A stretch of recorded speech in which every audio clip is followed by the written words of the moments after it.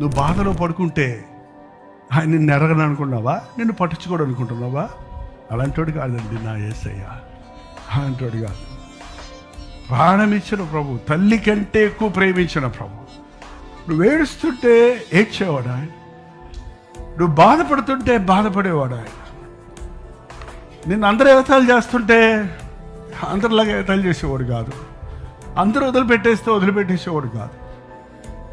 అలాంటోడు కాకపోతే యేసయ్య అసలు ఆయన కోసం బతకలేము. మనం అసలు బతకలేము. మనుషులు నమ్ముకుంటే లోకంలో బతకలేం. పరిస్థితులు నమ్ముకుంటే బతకలేం. లోకాన్ని నమ్ముకుంటే బతకలేం. ఇంతమంది చేసే మనకుండగా ఎప్పుడు ఆయన్ని విడిచిపెట్టకండి. బాధలో కూడా ఆయనే మనకి సమస్తం, అన్నిటిలో ఆయనే సమస్తం.